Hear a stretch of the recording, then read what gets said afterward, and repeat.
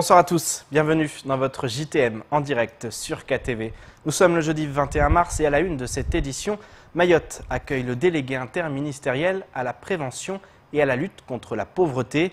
Depuis hier, Olivier Noblecourt multiplie les visites de terrain. Le ministre était ce matin au lycée de Mamoudzou Nord dans le cadre d'une conférence en présence notamment du préfet Dominique Sorin. L'occasion de présenter sa stratégie de lutte contre la misère au sein d'un territoire où 8 personnes sur 10 vivent en dessous du seuil de pauvreté. Un reportage de Marion Tellier. Égalité des chances, droits des enfants, parcours de formation, droits sociaux ou encore aide à l'emploi. Emmanuel Macron présentait le 13 septembre dernier la stratégie nationale de prévention et de lutte contre la pauvreté. Au total, 21 grandes mesures ont été annoncées par le président de la République pour un budget global de 8 milliards d'euros. Si la France compte aujourd'hui 9 millions de personnes en situation de pauvreté, en territoire d'outre-mer, les enjeux sont d'autant plus colossaux. À Mayotte, 8 personnes sur 10 vivent en dessous du seuil de pauvreté. Au niveau statistique, très clairement, le territoire, il est hors norme. Il est hors norme sur plein d'aspects. Alors, on a mis l'éclairage sur trois aspects qui nous semblent fondamentaux. D'abord, la richesse par habitant, qui est très nettement inférieure à la métropole et au département d'outre-mer. Mayotte, c'est un territoire où le PIB par habitant est 3,6 fois plus faible qu'en métropole et 2,5 fois plus faible que les autres départements d'outre-mer. Mais aussi les conditions de vie. On est un territoire où près de 4 habitants sur 10 vivent dans des logements en tôle. Donc cette question de la précarité ou de la pauvreté, elle se pose de manière accrue à Mayotte et c'est les situations qu'on rencontre à Mayotte ne se rencontrent dans aucun autre département d'outre-mer ou en métropole. La question de l'accès à l'eau reste elle aussi un volet pour lequel il est urgent d'œuvrer. 29% des ménages n'y ont pas accès et 59% des foyers sont sans confort sanitaire, sans toilette ni douche. Nommé délégué interministériel à la prévention et à la lutte contre la pauvreté en 2017, Olivier Noblecourt est la personne en charge de la mise en place et du déploiement de cette stratégie sur l'ensemble des territoires. Il est actuellement et durant 3 jours en visite à Mayotte, l'occasion d'élaborer les feuilles de route nécessaires à la déclinaison de ce plan sur le territoire, mais aussi de rencontrer les acteurs de terrain. Il y a plusieurs millions d'euros et on va définir ça justement avec monsieur le préfet et avec les collectivités qui vont arriver dès cette année et qui vont augmenter sur les 3 prochaines années sur Mayotte. Donc un effort inédit de l'État sur ses politiques sociales et puis une contractualisation avec le département qui est le responsable de l'action sociale et des moyens pour les associations. Donc on va déployer sur quelques priorités parce que la somme des problèmes est telle que si je prétendais tout régler en quelques mois ou quelques années, je ne serais pas sérieux. On sait tous que c'est une entreprise au long cours qu'il faut avoir un cadre de travail qui engage tout le monde, mais des priorités, des moyens, du concret, du suivi et on rendra compte de l'effectivité des mesures. Des priorités telles que l'aide sociale à l'enfance, premier levier d'action sur le territoire. La scolarisation, l'accompagnement des parents ou encore l'alimentation seront ainsi les thématiques au cœur de cette stratégie. L'avancement des projets en cours pourra également être facilité par la création d'une plateforme collaborative numérique. Chaque personne désireuse de s'investir dans ce plan de lutte contre la pauvreté pourra alors communiquer avec fluidité quant aux besoins et priorités de son lieu d'habitation. Économie, dans votre 19h depuis hier et jusqu'à demain, la Maison de l'entreprise accueille la première formation à l'international à destination des entrepreneurs mahorais. Elle a pour but d'aider les entreprises à se développer au-delà des frontières du département. En effet, le thème de la formation porte sur la manière de négocier à l'international et gérer les différences culturelles. L'événement s'inscrit dans la stratégie de développement des entreprises françaises et dans la promotion de l'internationalisation de l'économie française. Un sujet signé Paul Arthur Avit. Hier était présenté aux entrepreneurs mahorais le volontariat international en entreprise, une solution et ressource importante pour que les entrepreneurs puissent se développer à l'international. Ce jeudi, les entrepreneurs ont pu suivre une formation dont le thème était « Négocier à l'international et gérer les différences culturelles ». Une formation essentielle pour les entrepreneurs voulant vendre dans des pays où la culture est différente. J'ai la chance de rencontrer un certain nombre d'entreprises de Mayotte, des chefs d'entreprise essentiellement, avec des projets concrets de développement à l'international, des produits qu'ils ont bien réfléchis et qui ont besoin maintenant de quelques clés pour, dans leur approche de clients qui sont de cultures différentes. Donc moi je suis là pour leur dire comment éviter certains obstacles qui pourraient leur empêcher de se développer à la mesure de leurs ambitions. Une formation assurée par l'ADIM, l'Agence de développement et d'innovation de Mayotte. agence créée en 2016 à l'initiative d'une politique volontaire du conseil départemental. Notre mission, notamment au pôle international attractivité, c'est d'accompagner nos porteurs de projets dans leur développement à l'international, notamment sur l'accompagnement de leur business plan, voire même de la relation d'affaires qu'ils pourraient avoir à l'extérieur. Nous travaillons, et c'est très important de le faire savoir au sein de la maison de l'entreprise, avec un ensemble de partenaires, et notamment, pour les citer, la Chambre de commerce et de l'industrie, leur pôle international, et d'autres partenaires, bien entendu, publics comme privés. Les entrepreneurs mahorais auront l'occasion de continuer de suivre leur formation demain pour avoir les clés en main pour se vendre sur tous les marchés du monde.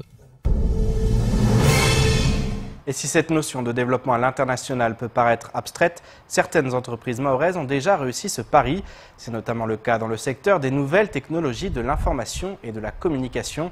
Cependant, tous les secteurs d'activité peuvent prétendre à conquérir les marchés internationaux, notamment en Afrique de l'Est. Écoutons plutôt le directeur de l'ADIM et la correspondante pour Business France à Mayotte lors de la matinale de Coésie.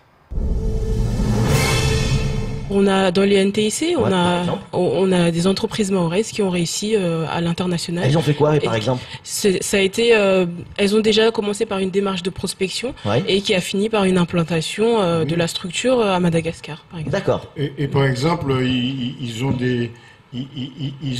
par exemple, ils peuvent avoir un bureau au Comores, un bureau au Madagascar, et même prospecter sur des marchés d'Afrique de l'Est. Oui. Mais pour donner un exemple, une entreprise comme Coésie pourrait très bien prospecter un marché à l'international. Pourquoi, par exemple, quand on va, par exemple, je prends le cas du Kenya, par exemple, il y a beaucoup d'entreprises françaises qui sont implantées. Bon, peut-être qu'il peut avoir besoin de médias spécifiques là-bas, qui peut faire la connexion. J'ai pris cet exemple. C'est quelque chose de tout à fait possible. Et donc, à la limite, si vous étiez intéressé, on aurait préparé une mission, pris des contacts, voir si c'est intéressant. Je me tourne maintenant vers l'invité de la rédaction. Ce soir, nous accueillons Siti Rati Mohamed, la responsable du pôle agriculture et développement rural à BGE Mayotte. Siti Rati, bonsoir. Bonsoir. Alors, vous êtes avec nous ce soir pour évoquer la 4e édition de la semaine des TPE. Alors, en quoi ça consiste ce rendez-vous qui a été créé par BGE ? Avant tout, je vous remercie de votre invitation. Donc, juste en quelques mots, je vais vous présenter BGE. Donc, BGE Mayotte est une structure qui est dans l'ingénierie projet destinée aux entreprises et aux associations. C'est-à-dire que nous accompagnons dans la montée en compétences et aussi également à travers la formation des professionnels. Alors, ce sont des porteurs de projets ou ça peut être des personnes qui sont déjà installées, qui ont déjà une entreprise? Alors, nous accompagnons à la création, au développement. Donc, ça peut être quelqu'un qui est déjà installé, mais souvent, c'est des gens qui sont à la recherche de créer quelque chose qui leur est propre, donc qui sont en création. Alors, cette 4e édition de la semaine des TPE, en quoi ça consiste exactement ? Alors, la semaine des TPE, c'est des événements. C'est un événement qui est mis en place par le réseau BGE national depuis 4 ans aujourd'hui. Donc, c'est la 4e édition. Donc, Mayotte, c'est notre 3e. L'année dernière, on n'a pas eu l'occasion de le faire. Donc, c'est un événement qui permet de mettre dans le même lieu les partenaires, à savoir les entrepreneurs, les élus, les partenaires financiers, pour voir à quoi ressemble l'investissement des TPE à travers le tissu économique d'une région. Donc, pour dire, la semaine des TPE, c'est le moment de mettre en avant les petites entreprises, parce que... Elles sont nombreuses à Mayotte, elles sont majoritaires ? Oui, parce que Mayotte, ça représente 90% des entreprises par rapport à la nationale où cela représente 20%. Donc, c'est une large population de la population active à Mayotte. Ces très petites entreprises, on le voit, on parle d'international, tout ça, mais la première des choses, c'est effectivement de réussir à se structurer et à se développer. Et c'est là où BGE intervient. Et ça va être aussi ça l'objectif, de leur dire venez voir comment on peut vous accompagner. Oui, il faut savoir que la période la plus sensible d'une entreprise, ça va être les 3 premières années. On dit souvent que si on survit aux 3 premières années, on pourra faire face à la suite. Donc oui, nous convions convions les entrepreneurs à venir à cet événement qui, cette année, va se dérouler à Kombani chez un entrepreneur que justement nous avons accompagné. Ça fait bientôt, depuis 2007 qu'il est installé. Donc, Kanga Maoré. Voilà, c'est Kanga Maoré SARL qui se trouve à Kombani, excusez-moi. Donc, pour présenter la structure, donc l'entreprise, c'est une entreprise SARL qui est créée en 2007 par deux dirigeants, Valérie Ferrier et Laurent Guichawa. Et aujourd'hui, ils ont 4 salariés. Ils sont dans la production maraîchère et fruitier, donc ils produisent beaucoup des fruits et légumes qui vendent principalement au GMS, les centres commerciaux.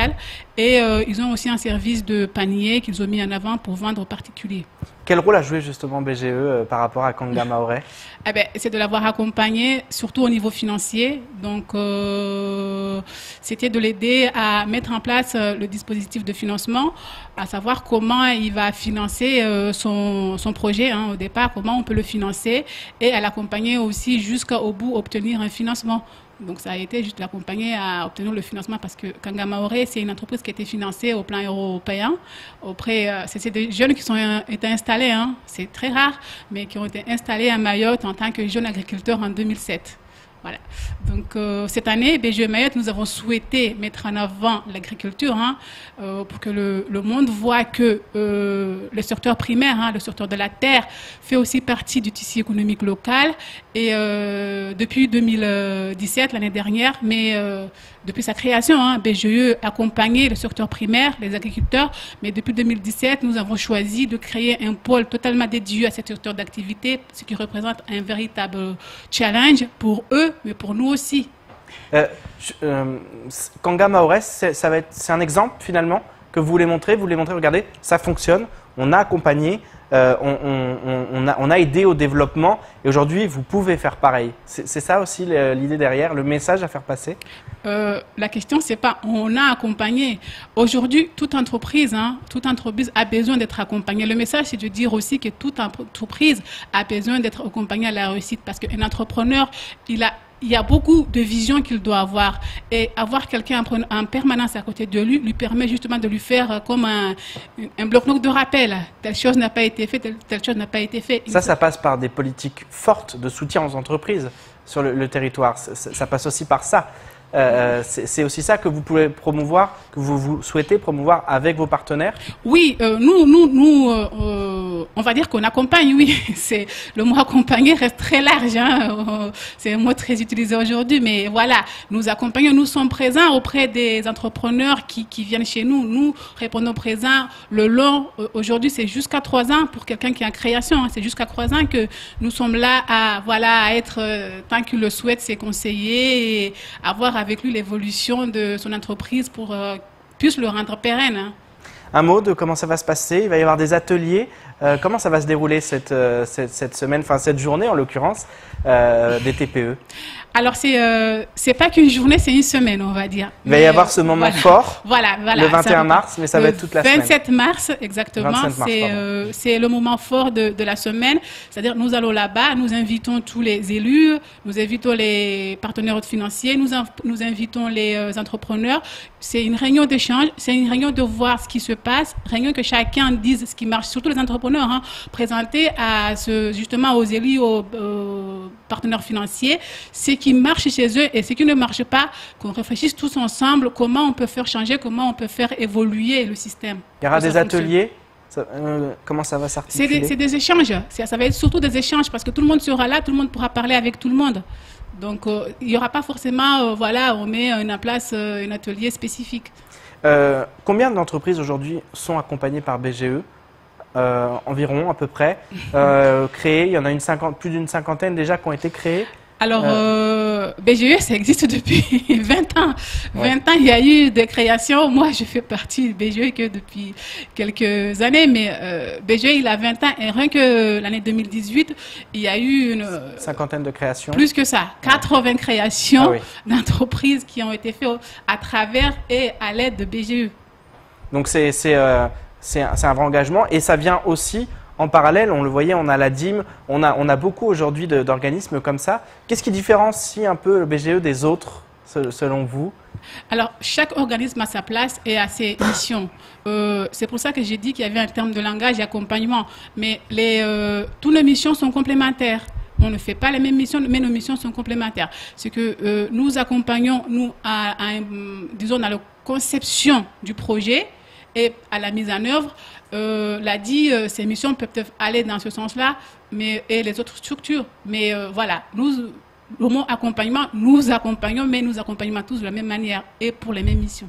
Un dernier mot avant de nous quitter, on parlait d'internationalisation, d'export. Ça, c'est aussi quelque chose auquel vous réfléchissez à BGE, ou peut-être c'est un peu trop tôt pour parler de ça encore aujourd'hui, ou ça fait partie de votre réflexion et de votre travail? C'est pas très tôt, et d'ailleurs on l'a déjà fait, vu qu'on a fait la semaine de l'entrepreneuriat au féminin il y a quelques mois, dont la principale message qu'on a fait passer, on avait fait un atelier sur l'internationalisation, voilà, si j'arrive à le dire, comment on peut importer à l'extérieur, comment on peut faire pour être visible, comment les entreprises mahorais peuvent être visibles à l'extérieur.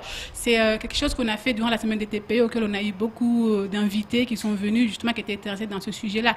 Donc c'est déjà un sujet qui est en réflexion, que nous avons déjà entamé chez nous et que nous comptons continuer, parce qu'un TPE, son avenir, c'est de ne pas rester TPE, mais d'être une grande entreprise. Merci beaucoup, Siti Rati Mohamed. Je rappelle que vous êtes la responsable du pôle agriculture et développement à BGE Mayotte. Merci d'avoir accepté notre invitation. Et puis on sera présent jeudi pour suivre justement cette semaine des TPE à Mayotte. Merci beaucoup d'avoir accepté notre invitation. Les festivités autour de la départementalisation, un préavis de grève au STM ou encore Annick Girardin qui répond à Brigitte Bardot. Voilà ce qu'il faut retenir du reste de l'actualité locale. Place aux brèves de ce jeudi 21 mars. Le conseil départemental va célébrer les 10 ans du référendum sur la départementalisation de Mayotte. Le 29 mars prochain, un séminaire se tiendra à l'hémicycle Younoussa Bamana de 13h30 à 17h. Le lendemain, un grand Maoulida Chengue est prévu en nocturne à la rocade de Mamoudzou. Le 31 mars, 8 ans après la départementalisation, le conseil départemental va organiser un grand congrès, toujours à la rocade de Mamoudzou. La collectivité souhaite ainsi faire les choses en grand, mais n'est pas la seule. En effet, le collectif des citoyens de Mayotte a lancé ces quelques mots pour appeler au rassemblement, je cite « Nous sommes toutes et tous appelés à prendre part aux différents rituels, cérémonies et manifestations prévus pour rendre hommage à nos Sorodas. Répondons massivement à l'appel du peuple. Vive Mayotte française pour toujours !»